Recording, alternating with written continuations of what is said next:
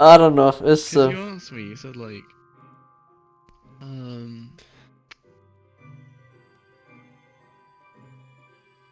because there was another thing that I said that, well, that I reminded myself of, that I remembered, like a few weeks ago, like within the last 2 or 3 months, like that, I mm, can't remember. I was taking a bus home, and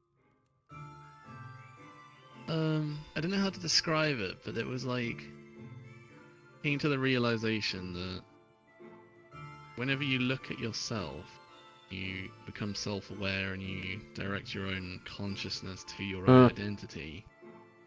Kind of like separate yourself from yourself. I think Yeah. in philosophy it's something like that. It's called like the object and the observer, where you become Yeah. both.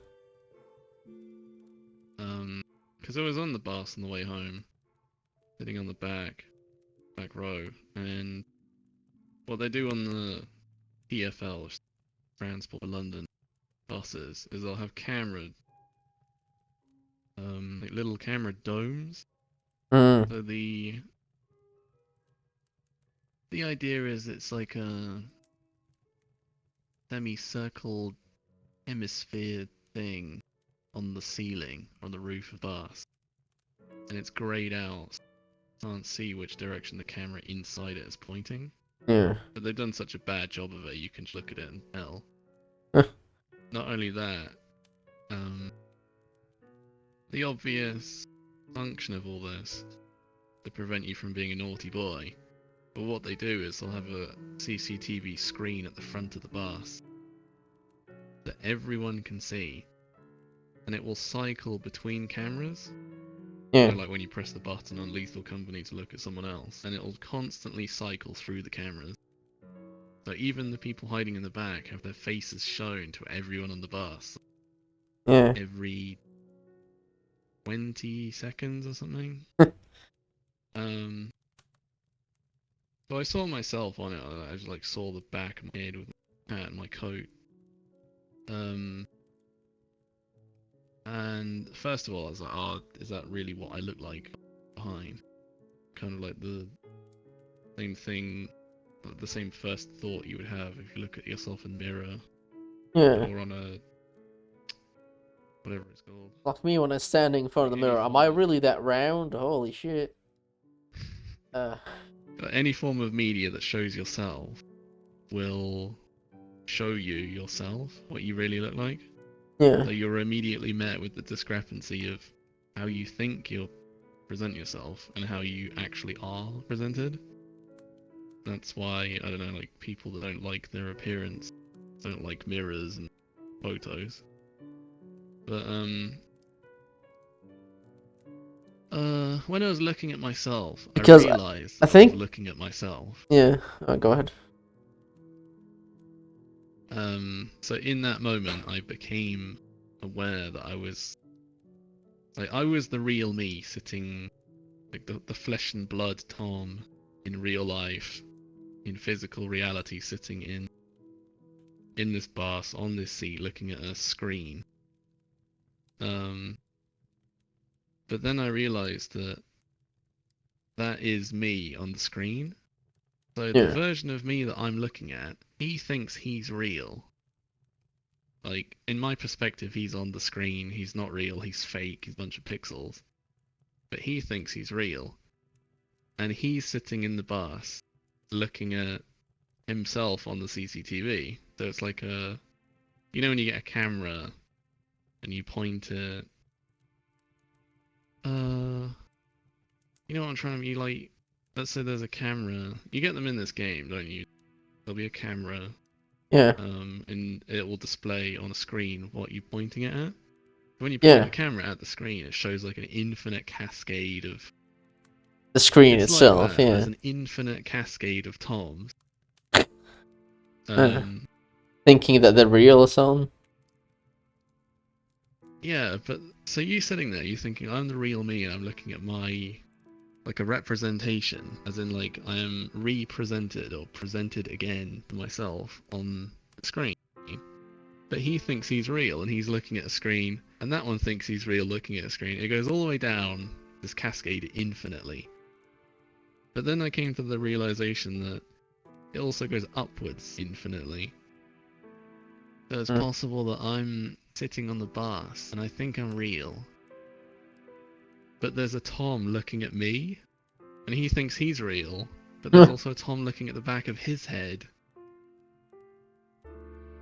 And I just sat there, and it's kind of like the profundity of the concept or the idea sunk in.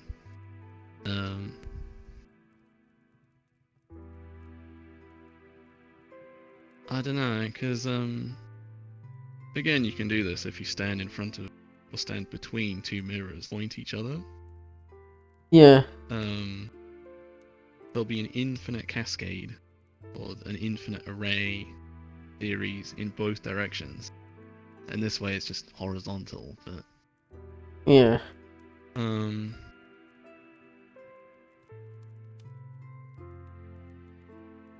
there's also this theory of not like we're living in a simulation, but if you could create a computer, for example, that you put all the data available into it, and it can predict with a 1-to-1 ratio or with 100% accuracy any event ever. Yeah. That means remember, it's like the same concept. The fact that you can make a simulation of real life implies that it's possible that you're already living in a simulation. Yeah. That someone else made. I don't know. Yeah, I heard that before.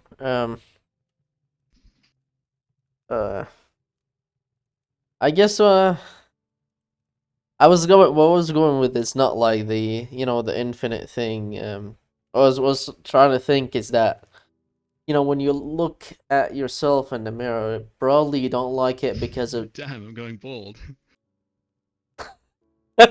I mean, yeah, because it puts in contrast between your expectations and reality. I know it's a meme now, but it's like most of the memes are like things that people just experience, like thoughts in general. And I guess with mirrors is that you'd expect yourself to look a certain way. You expect yourself to be capable of X, Y, and Z, and so on and so forth. And maybe when you look at the mirror, like the first thing to collapse is that what you think you look like versus what you actually look like, and maybe other thoughts might creep in.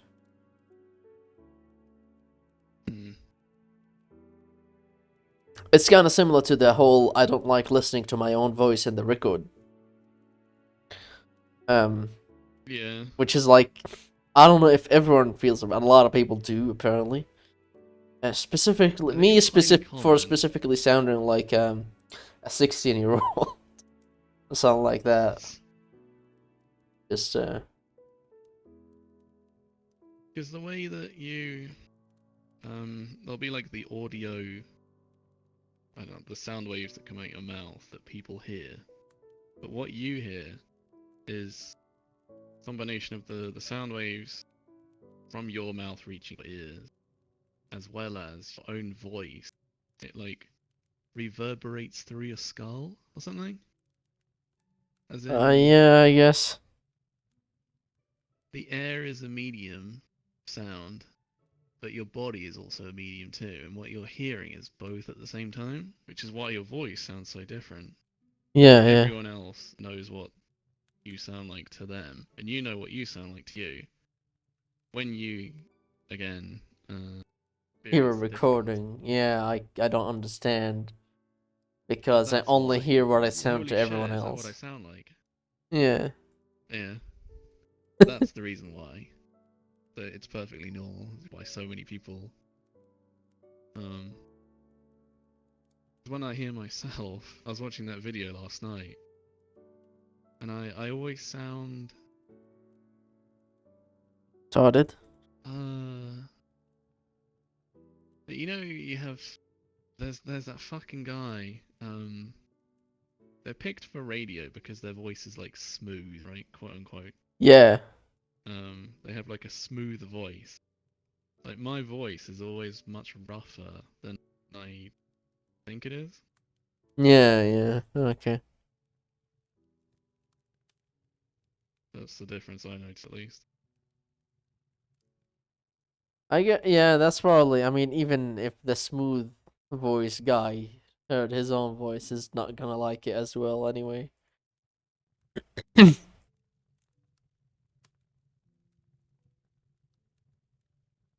Like when I'm talking, I think I sound normal, and then when I hear my voice, I think I sound like some acne-ridden teenager.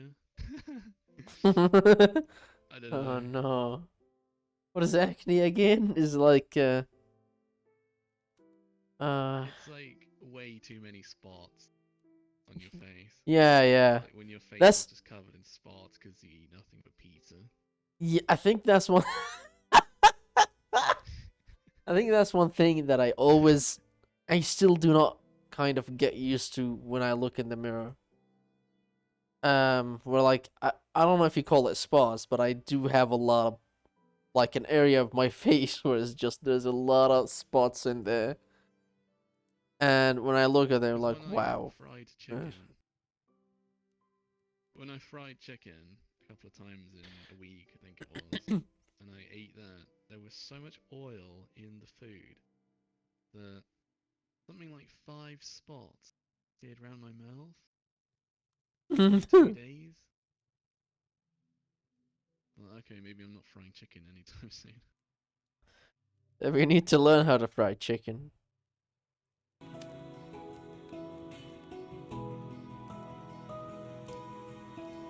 What was another?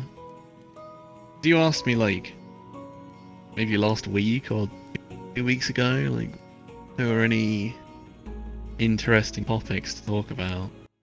Yeah, I remember That that. was the third one.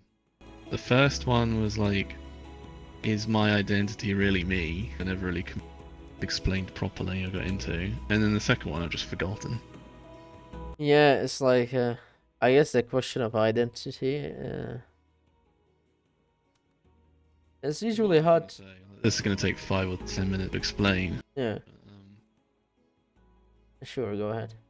um, the idea is like, where are the boundaries between you and not you?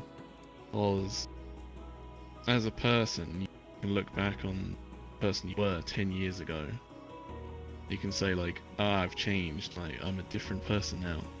Um, and in a way you are, because what makes you you, what your thought pattern, Yeah, memory, personality, your likes and dislikes, all of these things can change.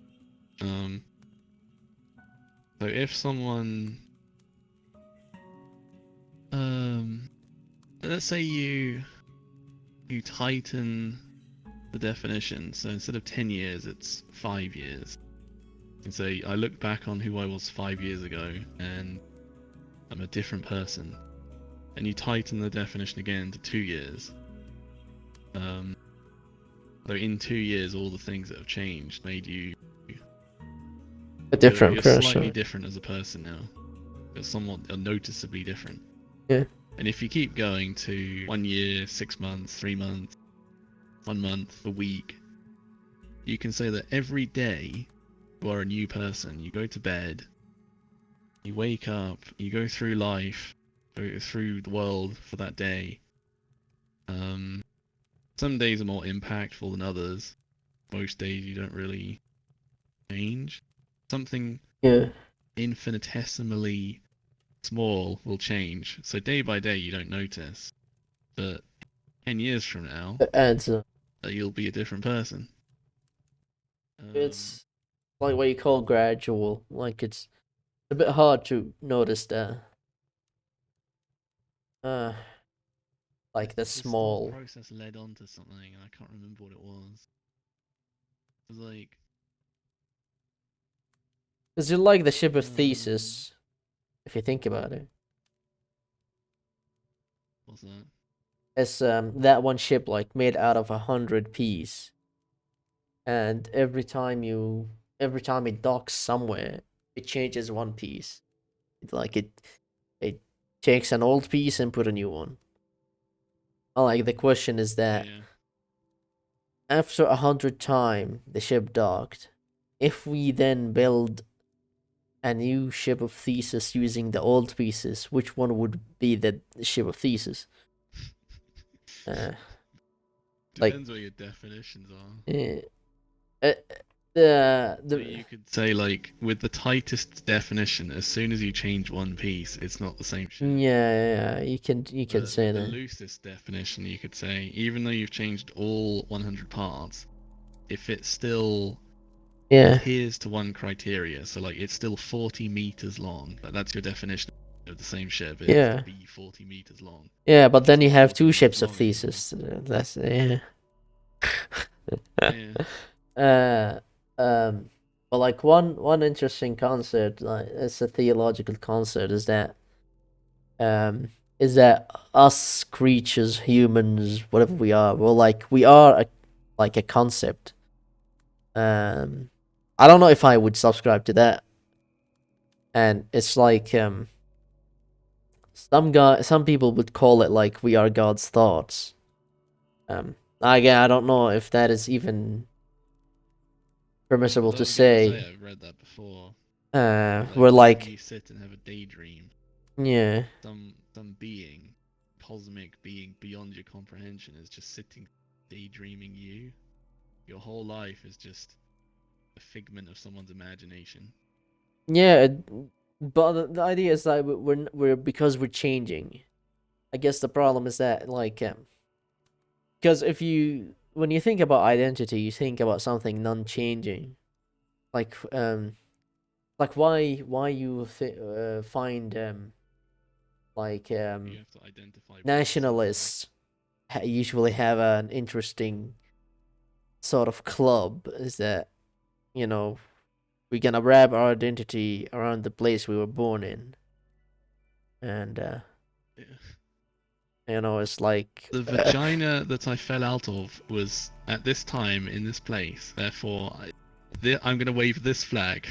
yeah, it's like it's like Americans, I guess, in the South is like trying to keep it, keep things American, if you want to call it Southern or whatever you want to call it. Eventually, like you still can't actually narrow it down to the point like you can narrow it down to the hood, you know. Um, it usually ends up being a bit destructive because you know, um, if you look a little bit different than the others in your nation, but you are a legitimate part of the nation, let's call it that, or that nationality, you're still gonna get the short end of the stick because you look different. Mm. Um, so like, yeah, usually the identity is um put with something permanent, or something not permanent. The right word is essential, like it's like your essence, if you want to call it that.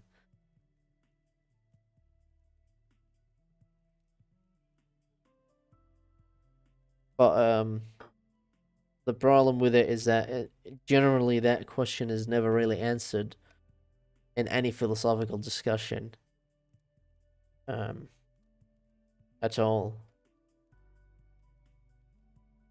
There's Like always like differential of opinion.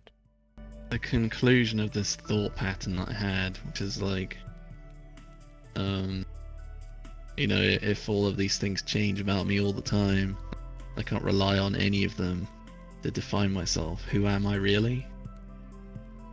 I think that was just the conclusion that I came to, is if you move the definition, you realize that everything changes all the time, then you can't define yourself. Yeah, it becomes a bit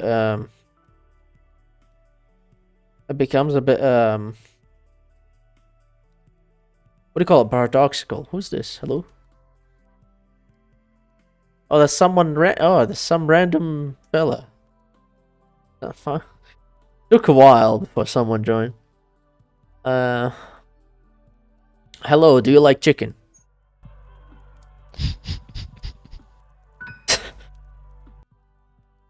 It's kind of still like a core part of you, if you want to call it, because everyone's like trying to. Like, you'll find literally people talking about some, like, the identity crisis, which is like people not sure how to categorize themselves as, and they rely on,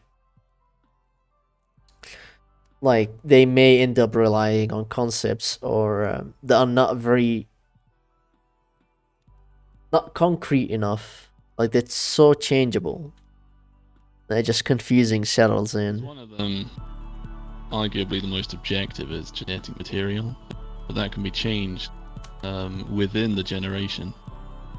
Yeah. You don't even need to. Yeah.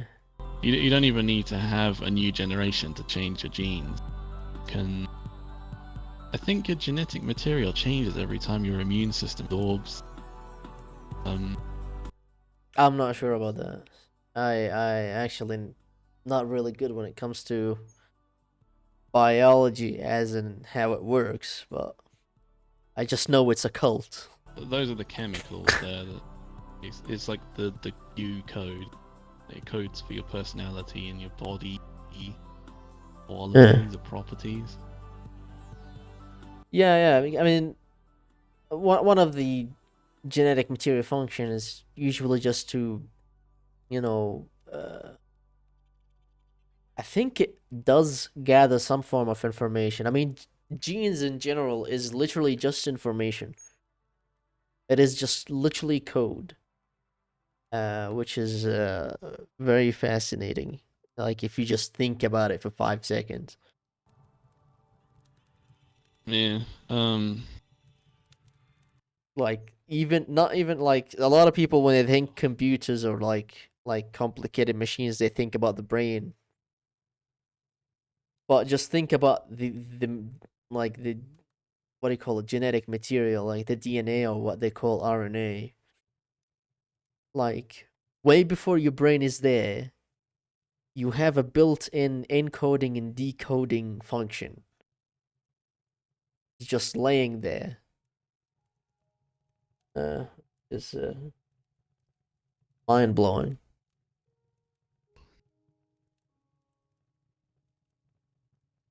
Next.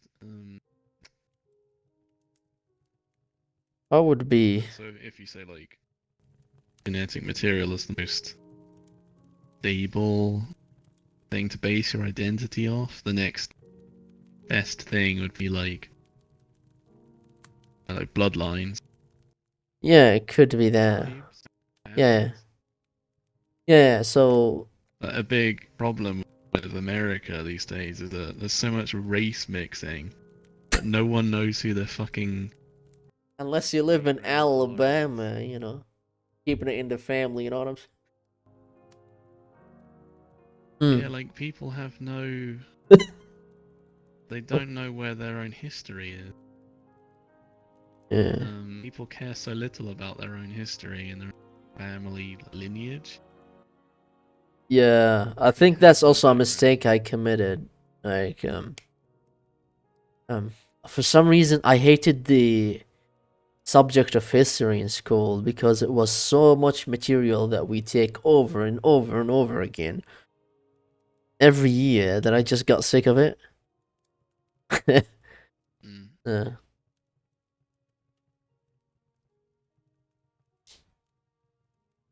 But as a result, I didn't really care much about history.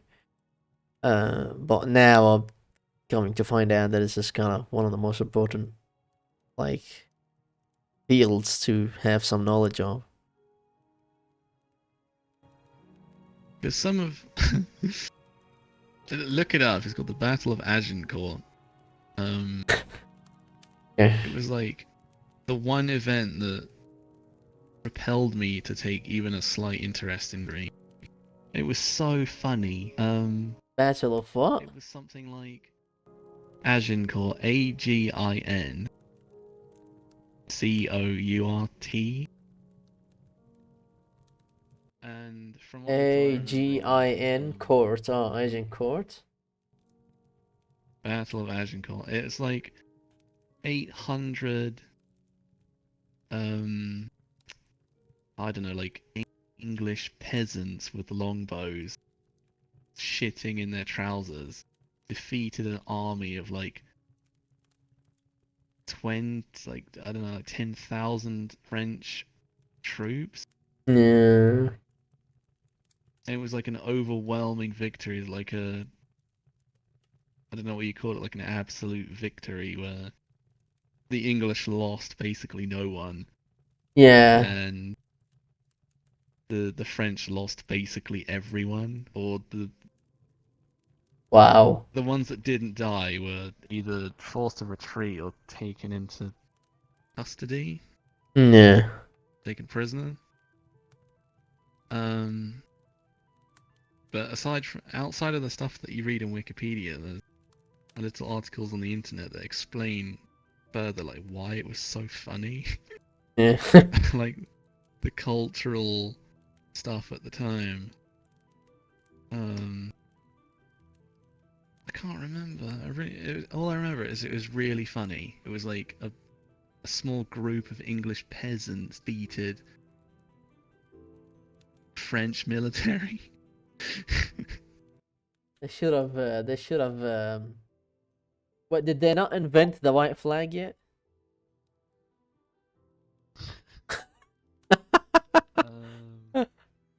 Uh. Unexpected English victory against a numerically superior French army. There's, here we go, strength 6 to 8,000 men, but 5/6 which were archers, 1/6 were men at arms in heavy armor. So call it like 6,000 archers. And then on the French side,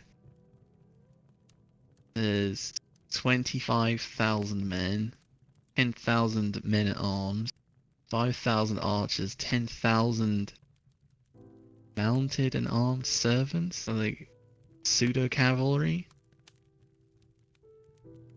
The British lost 600, French lost 6,000, and took 2,000 captured. I have to read it again. Like when you. Is that what happens when you like go play one of those sweaty games with like Smash Bros or something? And like you're literally new to the game, you play online and you end up against one of those professionals. You get to do no moves and just watch yourself die helplessly.